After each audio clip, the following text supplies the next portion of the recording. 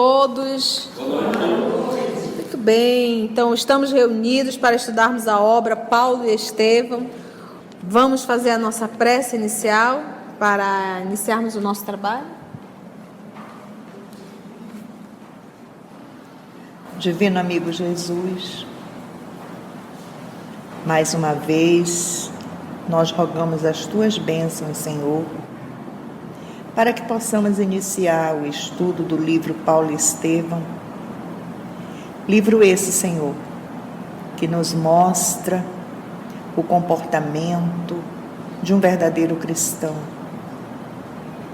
que nos mostra, Senhor, como podemos mudar de atitudes e fazermos uma nova vida para nós. Basta realmente termos a vontade firme. Agradecidos somos aos amigos espirituais que prepararam todo esse ambiente para nos receber e que possamos, com a ajuda deles, termos as nossas mentes bem atentas para tudo que vamos aqui estudar. Obrigado, Mestre amado, por tudo. Envolve nossa querida Conceição, para que seus ensinamentos se tornem muito mais claros para nós, como também para todos nós. Envolve a todos nós, encarnados e desencarnados, com a tua luz, com o teu amor, e que possamos dar início, então, nesse clima de paz, ao estudo da noite de hoje. Muito bem, então nós estudamos o restinho da discussão dele na sinagoga, que a crença dele era que ele iria falar, todos iriam entendê-lo, que o Cristo é o Salvador, e foi conversar com Ananias. Ananias o acolheu, o orientou e o convidou para ir para uma reunião cristã. É a primeira reunião que ele participa.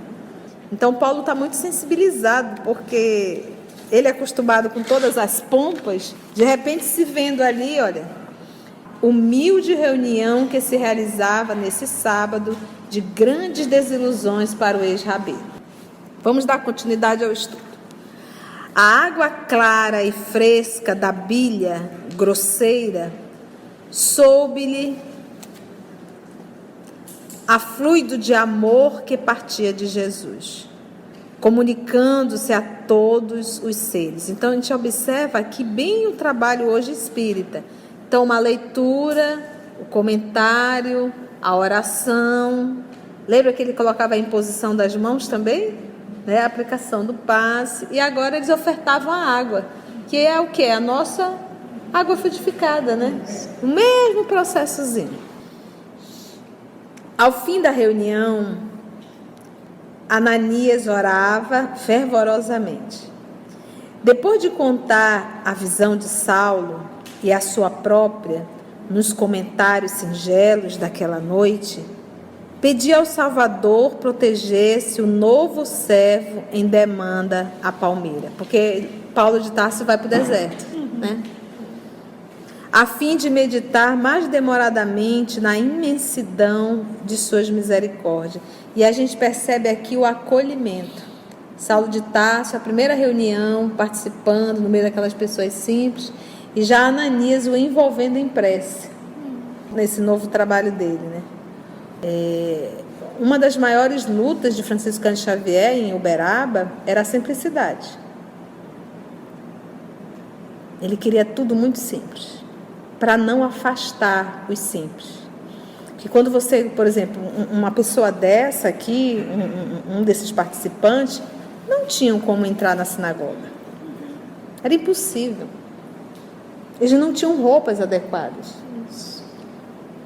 Entendeu? Não sabiam nem falar direito. Como eles não sabiam nem conjugar as palavras. Então é esse cuidado que nós temos que ter. Então quando você vai criando um verdadeiro castelo e rotulando aquilo de investimento divino, se eu posso dizer, você acaba afastando um pouco. Começa a criar uma série de regras, né, Conceição, de diretrizes e normas, e acaba afastando. E a própria coisa pomposa mesmo, os excessos, entendeu? E o Chico batia muito nisso. A Casa da Prece em Uberaba Um jardim bonito, assim, na entrada. Pronto, acabou. Banco de madeira. Mas ele sempre relutou, então, e ele sempre teve muitos problemas nas instituições, assim, porque queriam colocar ar-condicionado, não sei o que, pintar, e ele... Então, para evitar, ele acabou, esse terreno, e inclusive a própria casa, foi presente do casal Galves, a dona Nena e o seu Galves. E quando deram para a instituição, para a Casa da Prece, eles construíram aquela casa, aí foi quando o Chico teve sossego e pôde fazer o trabalho que ele queria fazer. Dentro da sua simplicidade, dentro da sua humanidade, sim, o dinheiro que entrava era para dar aos pobres. Entendeu? Era essa. Porque quanto mais você vai aumentando, mais as despesas vão crescendo. Então, o Emmanuel retrata isso daqui, é como se ele dissesse assim: olha, eu vou relembrar vocês como é que é estudar Jesus. Entendemos isso? Não foi à toa que ele colocou aqui. Foi com esse propósito realmente. Ao fim da reunião, Ananias orava fervorosamente. Depois de contar a visão de Saulo e a sua própria, nos comentários singelos daquela noite, pedia ao Salvador protegesse o novo servo em demanda à palmeira, a fim de meditar mais demoradamente na imensidão de suas misericórdias. Ouvindo-lhe a rogativa que o calor da amizade revestia de encanto singular, Saulo chorou de reconhecimento e gratidão. Comparando as emoções do rabino que fora com as do servo de Jesus que agora queria ser. E tem uma citação do Evangelho, que eu não lembro agora, mas eu vou citar e depois eu digo aonde está. Que a pergunta é feita: o filho é maior do que o servo? Sim, deve ser assim. Sim. Agora entende por que nós chamamos Jesus de Filho de Deus e nós deveríamos nos chamar de servos? Porque o filho é maior do que o servo. Jesus é muito maior do que nós. E o servo, ele está servindo, mas nem sempre por livre e espontânea vontade. E o filho, ele, se realmente é um filho, ele está ali assessorando o pai, ajudando na administração dos servos. Então aqui eles tinham tanto essa consciência, porque eles estudavam o Antigo Testamento, eles sabiam disso aqui que nós estamos comentando, da diferença do filho e do servo, que está no Antigo Testamento.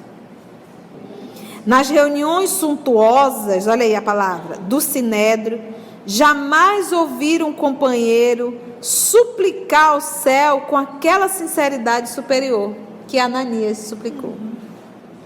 Entre os mais afeiçoados, só encontrara elogios vãos, prontos a se transformar em calúnia torpes, porque o povo elogia aqui e por detrás, quando lhes não podia conceder favores materiais. Se o Paulo deixasse de servir, o povo já deixava de ser amigo e começava a caluniar. Em toda parte, admiração superficial, filha do jogo dos interesses inferiores. Ali, a situação era outra. Nenhuma daquelas criaturas desfavorecidas da sorte viera a pedir-lhes facilidades. Gente, eu estava vendo um vídeo, era um teste. O cidadão vinha andando na frente, caía uma nota, um dinheiro. Fantástico esse vídeo. Vocês viram? Todos pegaram o dinheiro e embolsaram. Sabe quem foi o único que pegou o dinheiro e saiu correndo atrás dele? Um morador de rua. Um morador de rua. Fantástico o vídeo. E ele saiu desesperado. Moço, seu dinheiro. Teve um outro caso que era um rapaz sem blusa. O rapaz sem blusa, ele saiu pedir blusa de todo mundo, ninguém deu. Ele chegou com o morador de rua tirou a blusa dele e deu. Porque há casos, e na Grande São Paulo principalmente, é porque nós não paramos para conversar. Muitos nordestinos, pessoas de outros estados que foram para trabalhar. E que, infelizmente, estão desempregados há muito tempo e ficam ali, mas são pessoas. Precisamos só de uma oportunidade para voltar à sociedade, que era o nosso estudo. A filantropia, você dá um prato de sopa e tchau. A caridade, você cata o outro e quer tirar ele daquela situação. Sim, Como? Porque é amor. Esse é o ato do amor. E amor é caridade. Por que você está aqui? O que nós podemos fazer para te tirar daqui? Porque se é um irmão teu, tu não vai deixar. Entendeu a diferença? Por isso que eles chamam de filantropia. Em toda parte, a admiração superficial, filha do jogo dos interesses inferiores. Ali a situação era outra. Nenhuma daquelas criaturas desfavorecidas da sorte viera a pedir-lhes facilidade. Todos pareciam satisfeitos ao serviço de Deus, que assim os congregava a termo de trabalhos exaustivos e penosos, depois de ter trabalhado o dia todo. E por fim, ainda rogava a Jesus lhe concedesse paz de espírito para o seu empreendimento. Ao próprio Saulo de Tarso. Uma vez envolve o nosso irmão Saulo, que ele possa, né? Esse é acolhimento, né? Terminada a reunião, Saulo de Tarso tinha lágrimas nos olhos. O que esse homem não chorou a vida inteira, ele chora agora. Na igreja do caminho, em Jerusalém, os apóstolos galileus o trataram com especial deferência, atentos à sua posição social e política, senhor das regalias que as convenções do mundo lhe conferiam. Mas os cristãos de Damasco impressionaram-no mais vivamente. Arrebataram-lhe a alma, conquistando-a para uma afeição imorredora, com aquele gesto de confiança e carinho, tratando-o como irmão.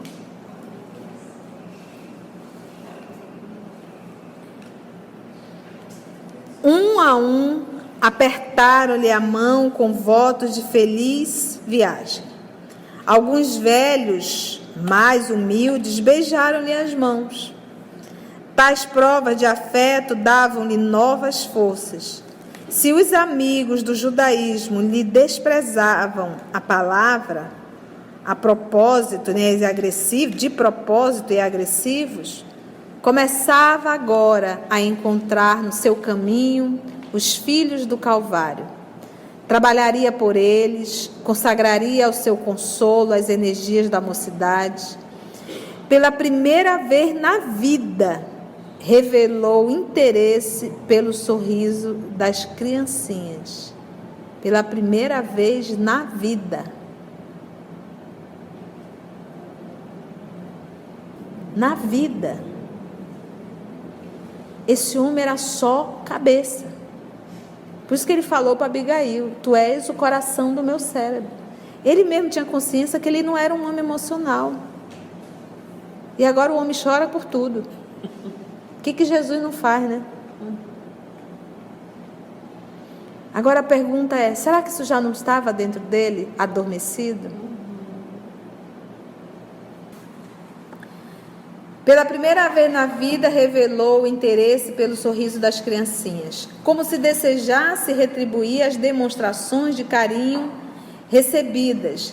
Tomou nos braços um menino doente. Diante da pobre mãe sorridente e agradecida, fez-lhe festas, acariciou-lhe os cabelos desajeitadamente. Não tinha nem jeito para acarinhar o menino. Aquela mãozinha assim meio, para que lado é que vai mesmo? Entre os espinhos agressivos de sua alma apaixonada, começavam a desabrochar as flores de ternura e gratidão. Começava a desabrochar, meio desajeitada, né? Ananias estava satisfeito. Junto dos irmãos de mais confiança, acompanhou o neófito até a pensão de Judas. Aquele modesto grupo desconhecido percorreu as ruas banhadas de luar, estreitamente unido e reconfortando-se em comentários cristãos. Saulo admirava-se de haver encontrado tão depressa aquela chave de harmonia que lhe proporcionava segura confiança em todos. Teve a impressão de que nas genuínas comunidades do Cristo, que são puras, a amizade era diferente de tudo que lhe dava expressão nos agrupamentos mundanos. Porque no mundo a amizade era de quê? De interesse. Ali não.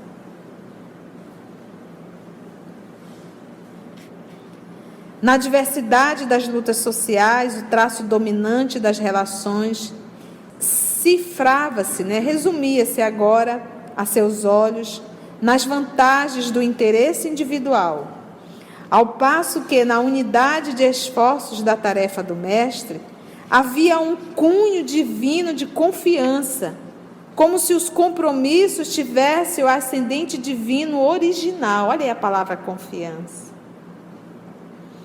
Todos falavam como nascidos no mesmo lar. Se expunham uma ideia digna de maior ponderação, faziam-no com serenidade e geral compreensão do dever. Se estudavam assuntos leves e simples, os comentários timbravam, franca e confortadora alegria. Em nenhum deles notava a preocupação de parecer menos sincero na defesa dos seus pontos de vista. Mas, ao invés, simplicidade de trato, sem manchas de hipocrisia. Porque, em regra, sentiam-se sobre a tutela do Cristo, que para a consciência de cada um era o amigo invisível e presente, a quem ninguém deveria enganar. Então eles carregavam a certeza de que Jesus estava presente. Entendeu? Então a atitude tinha que ser cristã. Jesus está aqui, não posso fazer isso. E nenhum deles notava a preocupação de parecer menos sincero na defesa dos seus pontos de vista. Quantas vezes a gente não tem uma briga enorme numa instituição por causa de ponto de vista?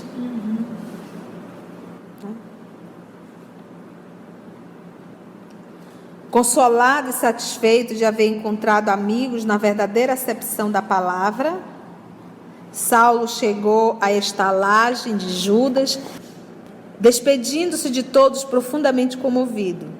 Ele próprio surpreendia-se com o sabor de intimidade com que as expressões lhe afloravam aos lábios. Ele mesmo.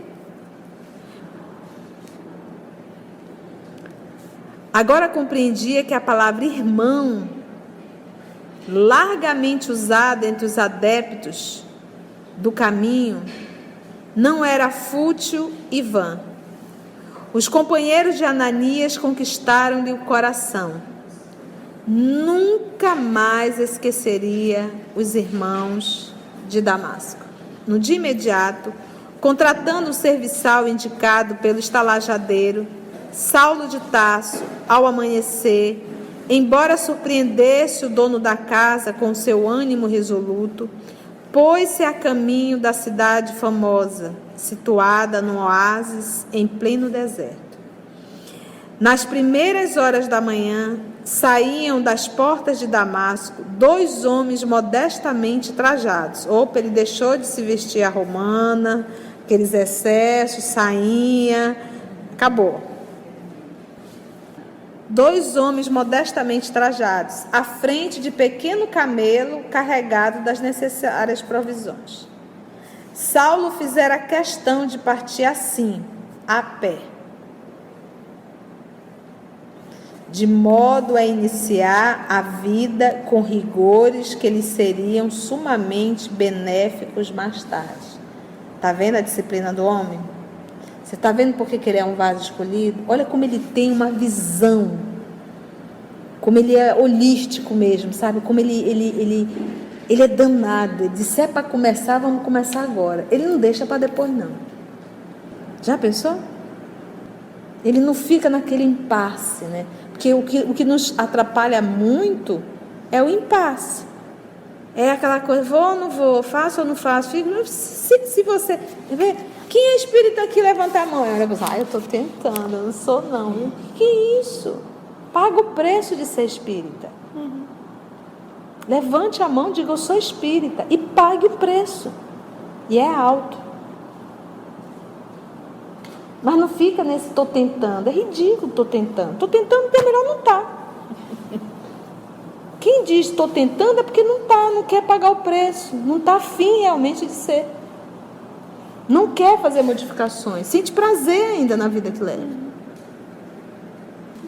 Olha o que aconteceu então. Saulo fizera questão de partir assim, a pé, de modo a iniciar a vida com rigores que eles seriam sumamente benéficos mais tarde. Não viajaria mais na qualidade de doutor da lei, rodeado de servos, sim como discípulo de Jesus. Discípulo, né? Seguidor. Ligado aos seus programas. Por esse motivo, considerou preferível viajar como um beduíno, né? Um árabe no deserto, né? Um homem do deserto. Para aprender a contar sempre com as próprias forças e não com a força do outro. Porque uma vez tu no camelo, tu está contando com a força do camelo. Um monte de servo te ajudando, tu está contando com os servos. E qual é a tua força? Contar com a tua força. Sob o calor calcinante, né, que queima do dia, sob as bênçãos refrigeradoras do crepúsculo, seu pensamento estava fixo naquele que o chamara do mundo para uma vida nova. Lembra que nós acabamos estudando o Evangelho? O que ele manda? Basta o homem se reportar sempre a Deus. E olha o que ele está fazendo. Ele está no deserto e está se reportando sempre a quem? Naquele que, nesse caso aqui, se referindo a Jesus, se referindo a Deus. Como ele diz, olha. Sob o calor calcinante do dia, sob as bênçãos refrigeradoras do crepúsculo, o seu pensamento estava fixo naquele que o chamara do mundo para uma vida nova. O que o chamara no mundo não, é o do mundo. Porque ele era um homem do mundo. Um homem que conquistou as coisas do mundo. Todas as coisas do mundo ele conquistou. Só não conquistou as coisas espirituais. Mas do mundo ele tirou 10 em tudo.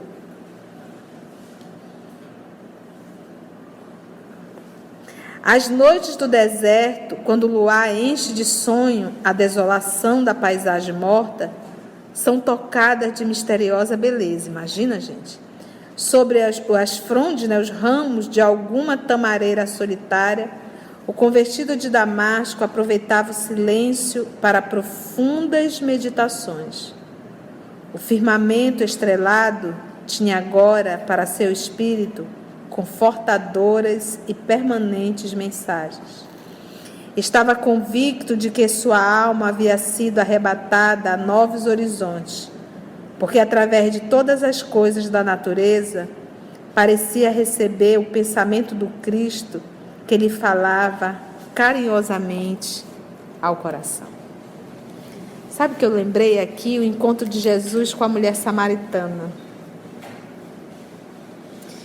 E ele diz: a água que eu te der de beber, tu nunca mais sentirás sede. Saulo bebeu dessa água. Em verdade, quando ele caiu do cavalo, o primeiro movimento dele foi de culpa. Ele começou a chorar convulsivamente. E ele começou a pensar em tudo quanto ele fez. E aí veio Jesus e diz: não te recalcitre contra os aguilhões. Foi bom o nosso estudo? Deu para aprender?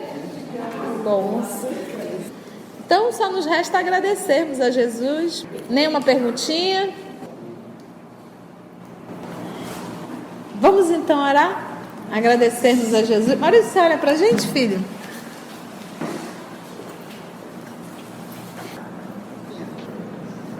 Então vamos envolver o nosso irmão Maurício para nós fazermos a nossa prece de agradecimento, né? Querido Mestre Jesus, te agradecemos, Senhor, por cada dia em nossas vidas. Te agradecemos pelas oportunidades do trabalho, pelo lar, que chegamos cansados e temos onde repousar, pelo alimento bendito e delicioso, pelo aconchego dos pais, dos filhos, dos amigos, dos familiares. Porque não paramos para pensar, Senhor, que muitos não desfrutam dessas felicidades. Mas com Teu Evangelho, nós passamos a ser mais gratos, olhar para trás e perceber que tudo devemos a Ti. E que a partir deste dia, Senhor, nós possamos agradecer mais, reconhecer mais as pequenas alegrias, reconhecer mais as oportunidades, mas principalmente aquelas oportunidades em servir. Nós temos tudo: a saúde, a condição, as ferramentas, mas a enxada não ara a terra sozinha. É necessário pegá-la à mão e submeter ao trabalho. Então, que todos os dias nós possamos acordar buscando oportunidade de servir, dentro de casa, no trabalho, na rotina, no trânsito, aonde Tu nos chamares. E que nós possamos passar essa mensagem àqueles que estão ao nosso lado através do exemplo e não da imposição das palavras. Muito obrigado, Senhor, que assim seja.